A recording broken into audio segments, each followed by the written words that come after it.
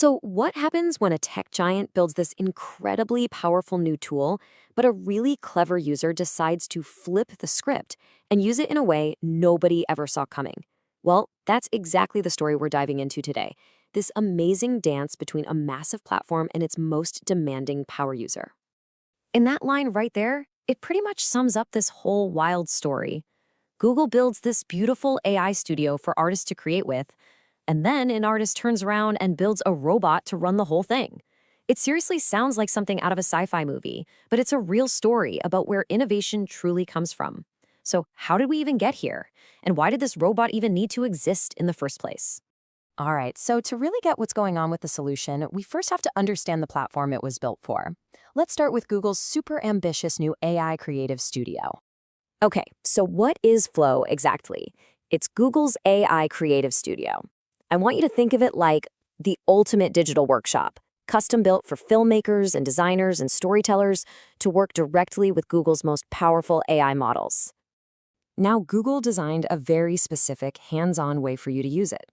First, you create. You generate your first ideas. Then you refine them, getting super precise control over every little detail. And finally, you compose all those pieces together into your final project. It's this very methodical, very artistic process, and it's absolutely perfect for crafting one single polished masterpiece. And hey, make no mistake, this is not just some free toy. Flow is serious business, running on a professional subscription model. You can see from the different tiers with features like 4K upscaling that Google is really aiming this at serious creators who have really demanding projects. But here's the thing, that professional, meticulous process, it accidentally created a huge problem for a certain type of user. And this brings us right to the heart of our story, the burning need for massive scale.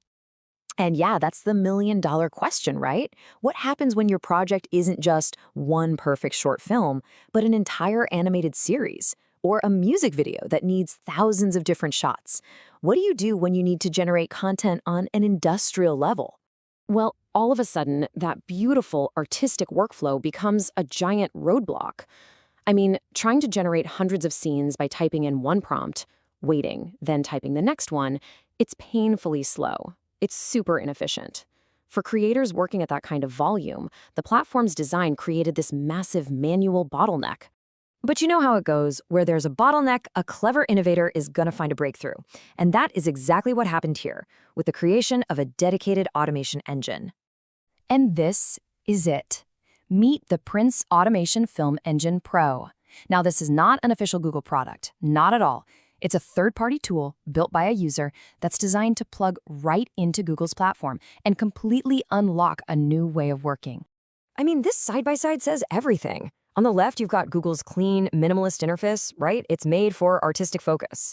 And on the right, you have the Prince Automation panel. It's dense, it's functional, it's packed with controls. It's literally the difference between an artist's canvas and an engineer's control board. And here's the craziest part. This powerful tool is, at its core, just a Chrome extension. Yeah, it's a small piece of software that sits in your browser and just changes how you interact with the Flow website. And it was built with one single mission: master bulk generation. So you're probably asking, how on earth does a simple browser extension completely change the way a major platform functions? Let's get into the mechanics and see how this engine really works. What's really cool is that, under the hood, there's no magic here. This thing is built with standard web technologies that anyone can learn: JavaScript to handle the logic, HTML for the interface, and a little manifest file that tells Chrome how it all plugs together. It's a perfect example of grassroots innovation. And this is the secret sauce. The extension totally replaces Google's single little prompt box with this massive text area. So a creator can just paste in an entire script. We're talking up to 1,000 scenes.